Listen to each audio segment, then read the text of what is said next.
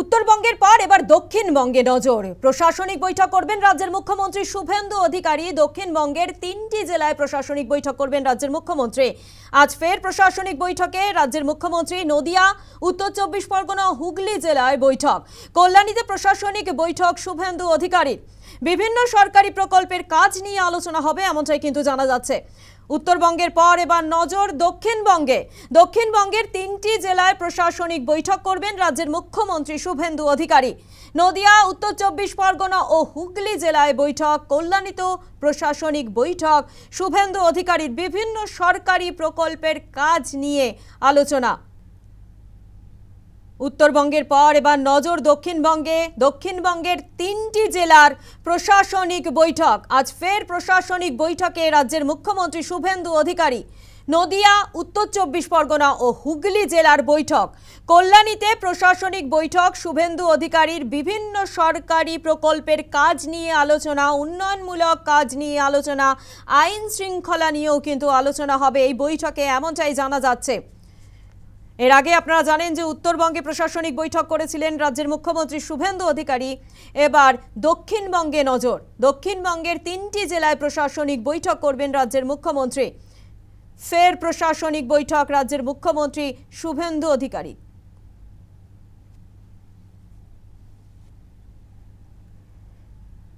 নদিয়া, উত্তর 24 পরগনা ও হুগলি জেলার বৈঠক। কল্যাণীতে প্রশাসনিক বৈঠক রাজ্যের মুখ্যমন্ত্রী শুভেন্দু অধিকারী। বিভিন্ন সরকারি প্রকল্পের কাজ নিয়ে আলোচনা, আইন শৃঙ্খলা নিয়ে আলোচনা এবং উন্নয়নমূলক প্রকল্প নিয়েও কিন্তু আলোচনা হবে এই বৈঠকে, এমনটাই জানা যাচ্ছে। উত্তরবঙ্গের পর ফের একবার দক্ষিণবঙ্গে প্রশাসনিক বৈঠকে রাজ্যের মুখ্যমন্ত্রী।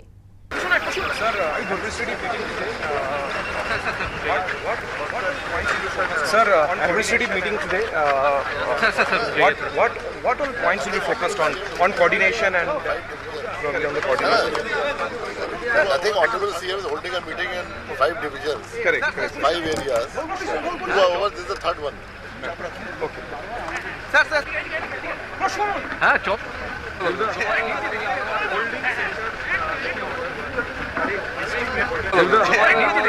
होल्डिंग सेंटर लेके ऑर्डर हर एक डिस्ट्रिक्ट में होल्डिंग सेंटर होना चाहिए। 2025 में भी ये ऑर्डर एमएचए से आया था, लागू नहीं हुआ। इस बार आपकी सरकार ने, आप लोगों का सरकार ने पहले से देश का सुरक्षा और इसके लिए जो भी काम था नहीं हुआ तो वो हो जाए। देखिए आगे क्या होने আপনাদের শোনাবো রাজ্যের মন্ত্রী অগ্নিমিত্রা পাল, তিনি কি বলছেন।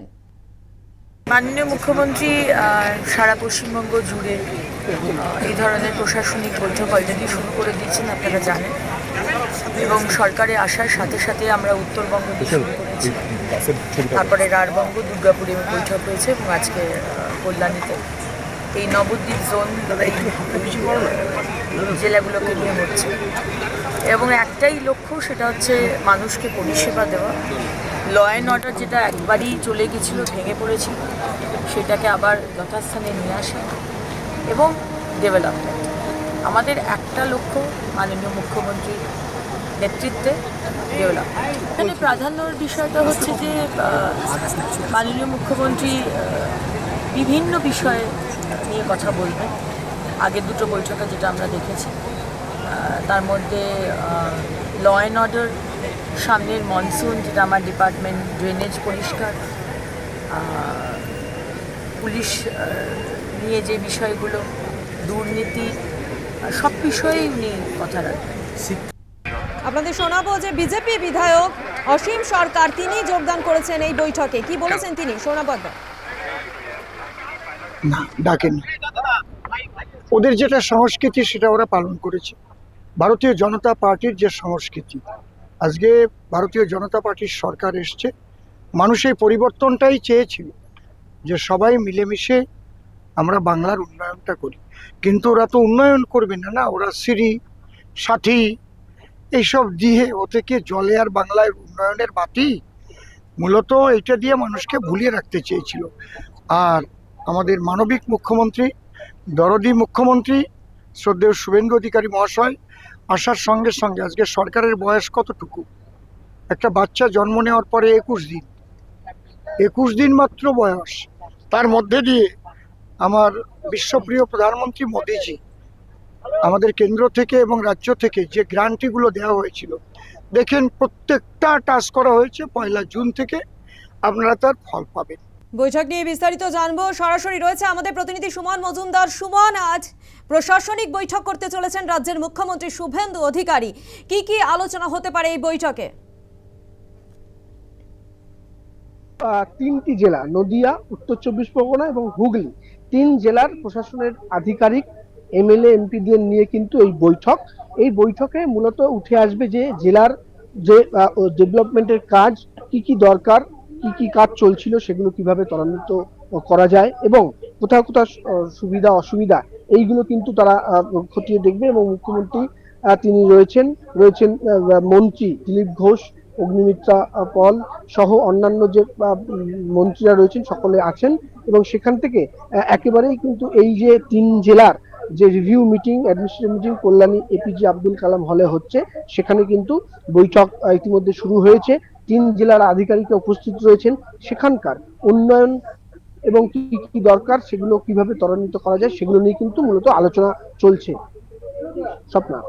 সুমন, তুমি আমাদের সঙ্গে থাকো। পাশাপাশি আপনাদের জানাবো যে শুভেন্দু অধিকারীর বৈঠকে তৃণমূলের সাংসদ, বিধায়করা, 3টি জেলা নিয়ে মুখ্যমন্ত্রীর প্রশাসনিক বৈঠক এবং এই বৈঠকে তৃণমূল সাংসদ কাকলি ঘোষ দস্তিদার।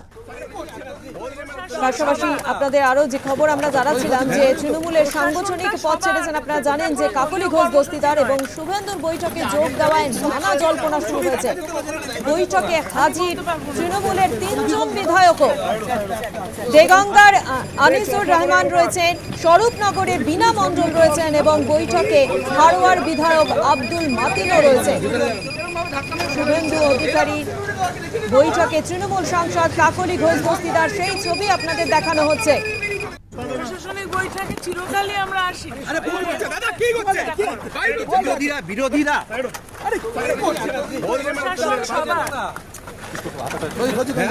প্রশাসনটা সবার, এটা কোনো দলীয় কর্মসূচি নয়। আমি বলতে পারবো না। এই বিষয় নিয়ে আরো বিস্তারিত জানবো, সরাসরি আমাদের প্রতিনিধি রয়েছে সুমন। সুমন, আমরা দেখলাম যে তৃণমূল সাংসদ কাকলি ঘোষ দস্তিদার তিনি এই বৈঠকে পৌঁছালেন, পাশাপাশি তৃণমূলের বিধায়করা, 3 জন বিধায়ক তারাও গিয়েছেন। সুমন, দেখো স্বপ্না, একদমই একেবারেই প্রথম দিন যখন শুভেন্দু অধিকারী বৈঠক করেন, সেদিন কিন্তু তিনি পরিষ্কার জানিয়ে দেন যে উন্নয়নের প্রশ্নে সকলকে নিয়ে কাজ করতে হবে, অর্থাৎ বিরোধী যারা বিধায়ক রয়েছেন, বা তুমি জানো যে এখনো রাজ্যের পৌরসভা পঞ্চায়েতগুলো কিন্তু তৃণমূলের দখল রয়েছে, সেক্ষেত্রে বিরোধীদের কিন্তু প্রায়োরিটি দিতে হবে, তাদেরকে সঙ্গে নিয়েই বৈঠক করতে হবে এবং উন্নয়নের কাজ করতে হবে।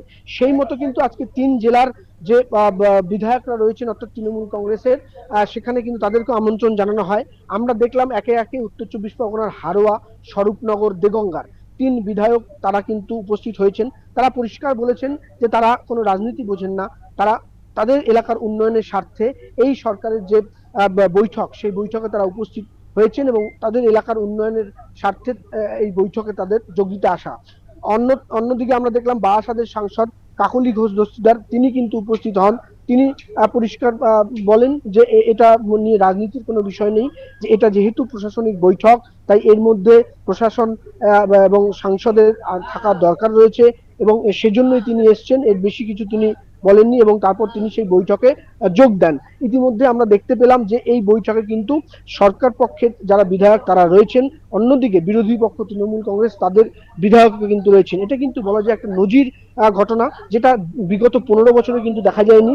2011-র পর থেকে যখন তৃণমূল সরকার ক্ষমতায় ছিল, মমতা বন্দ্যোপাধ্যায় যখন এই রিভিউ মিটিং গুলো করতেন জেলায় জেলায়, সেখানে কিন্তু বিরোধী বিধায়করা তারা ডাক পেতেন না। গত 21-এও আমরা দেখেছি নদিয়া জেলায় কিন্তু 9টা বিধায়ক ছিল বিজেপির, সেখানে কিন্তু তারা কোনো রকম ডাক পাননি, কোনো রকম ভাবে আমন্ত্রণ পাননি, যার কারণে তারা ক্ষোভও উগরে দিয়েছিলেন। এই প্রথাটা কোথাও যেন ভেঙে গিয়ে একেবারেই উন্নয়নের স্বার্থে সকলকে নিয়ে কাজ করতে হবে, সেই বার্তায় কিন্তু শুভেন্দু অধিকারী, এবং সেখানে কিন্তু আজকে দেখা গেল যে একেবারেই এই 3 বিধায়কের তৃণমূল কংগ্রেসের উপস্থিতি এবং সাংসদের উপস্থিতি একেবারে নজিরবিহীন ঘটনা, যা কিন্তু একটা পরিবর্তন বলা যায়। ধন্যবাদ সুমন তোমায়। আপাতত শুভেন্দু অধিকারীর বৈঠকে তৃণমূল সাংসদরা যেমন রয়েছে 3 জন তৃণমূল বিধায়কও কিন্তু প্রশাসনিক বৈঠকে যোগদান করেছেন। শুভেন্দু অধিকারী প্রশাসনিক বৈঠকে তৃণমূল বিধায়করা শুভেন্দু অধিকারীর বৈঠকে যোগদান করেছেন দেগঙ্গার আনিসুর রহমান তৃণমূল বিধায়ক। কি বলছেন তিনি একবার শোনাবো। এখন আমি ফার্স্ট টাইম এমএলএ। আমি এর আগেও কোনোদিন তৃণমূলের রাজ্য সরকার থাকাকালীন কোনো মিটিং অ্যাটেন্ড করিনি। কাদের ডাকা কি করে থাকবো, আমি তো বিধায়ক ছিলাম না, আমি ফার্স্ট টাইম বিধায়ক। সুতরাং কাদের ডাকা হতো কাদের ডাকা হতো না এ ব্যাপারে আমি অ্যাওয়ার না। ফার্স্ট টাইম এমএলএ হয়েছি, কল পেয়েছি, ডাক পেয়েছি। এলাকার ডেভেলপমেন্ট করতে হবে, দেগঙ্গা প্রান্তিক গ্রামীণ এলাকা মানুষের জন্য কাজ করতে হবে, তার জন্য আমি দায়বদ্ধ। মানুষ জিতিয়েছে, রাজ্য সরকারের কাছ থেকে সেই কাজের আর্জি রাখবো, নিশ্চিতভাবে রাখবো, সেই জন্যই মিটিং আছে। আর দলের কাছ থেকে দল কোনো বিরোধের জায়গায় নেই, দল তো আমাদের কোনো ইনস্ট্রাকশন দেয়নি, নিশ্চিতভাবে কোনো ইনস্ট্রাকশন নেই। আমি আমার এলাকার মানুষের প্রতি দায়বদ্ধ, এলাকার মানুষের জন্য ডেভেলপমেন্ট করতে দায়বদ্ধ। তারা আমাকে যে জিতিয়েছে তাদের জন্য আমায় কাজ করতে হবে, নিশ্চিতভাবে সেই কাজ করার জন্য যা সরকার, যে রাজ্য সরকার আছে সেই রাজ্য সরকারের কাছ থেকে আমাদের সহযোগিতা নিয়ে এলাকার ডেভেলপমেন্ট করতে হবে। অন্যদিকে স্বরূপনগরে তৃণমূল বিধায়ক বীণা মণ্ডল তিনিও যোগদান করেন শুভেন্দু অধিকারীর এই প্রশাসনিক বৈঠকে। প্রশাসনিক মিটিং, ওই জন্য এসেছি। প্রশাসনিক মিটিং দিদি আগে যে এলাকার কাজটা তো করতে হবে, তার জন্য দিদি আগে ডাকা হতো না, দিদি আগে তো ডাকা হতো না।